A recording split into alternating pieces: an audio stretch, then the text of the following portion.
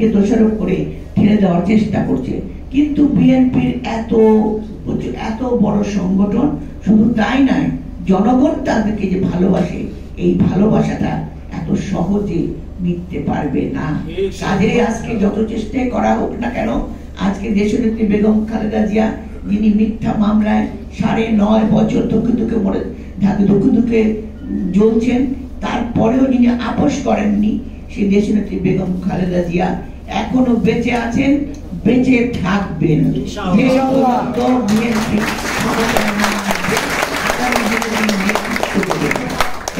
এবং একই সাথে আমার ভারপ্রাপ্ত চেয়ারম্যান জনাব তারেক রহমান, যিনি সুদূর 8000 মাইল দূর থেকে পুরো বাংলাদেশের জনগণকে সংগঠিত করেছিলেন। যখন দেশের বেগম খালেদা জিয়াকে যখন কারাগারে পাঠানো হয়, সেই সময় তিনি সেই পুরো বাংলাদেশের বিএনপিকে, শুধু বিএনপি বলবো কেন, সমগ্র বাংলাদেশকে ঐক্যবদ্ধ করেছেন, বিভিন্ন রাজনৈতিক দলকে ঐক্যবদ্ধ করেছেন একটি চিন্তা দিয়ে, এদেশের স্বাধীনতা, সার্বভৌমত্ব এবং দেশপ্রেম এবং জাতীয় চিন্তা চেতনায় এইভাবে শুরু করেছেন। তিনিও অবশ্যই আসবেন। আমরা জানি আমাদের সামনে কিন্তু এখন অনেক কঠিন পথ, যেমন কাজী নজরুল ইসলাম আমাদের মনের মাঝে আছে। আমরা তাই এখনো যখনই কোনো কিছু, তখন আমরা কাজী নজরুল ইসলামকে স্মরণ করি।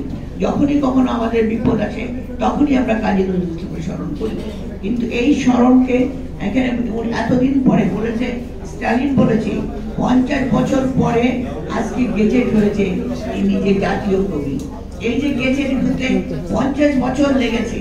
কিন্তু আরেকটি কথা বলেছে স্টালিন, যে দায়মুক্তি, সেই দায়মুক্তি তাকে নিতে হবে এবং তিনি সমগ্র জনগণের জন্য, হিন্দু মুসলমান খ্রিস্টান সকলের জন্য কাজ করেছেন, সেই জন্য সারা বিশ্ব তাকে যেন মনে করে, সেইভাবে আমাদের কাজ করতে হবে, এইভাবে আমাদের এগিয়ে যেতে হবে। আজকে তাই শুধু বলতে চাই, শুধু আলোচনা করি আমাদের চুপ করে গেলে চলবে না। আমাদেরকে তাকে মূল্যায়ন করার জন্য, তাকে তার জীবন চিন্তা চেতনাকে সবার মাঝে ছড়িয়ে দেওয়ার জন্য স্কুলের পাঠ্যপুস্তকে কবি নজরুলের গান, কবিতা, বিশেষ করে কবিতা, এগুলো যাতে তার জীবনী, এগুলো যাতে আসতে পারে, তার জন্য করা এই জন্য জাসাসের একটা বড় কাজ।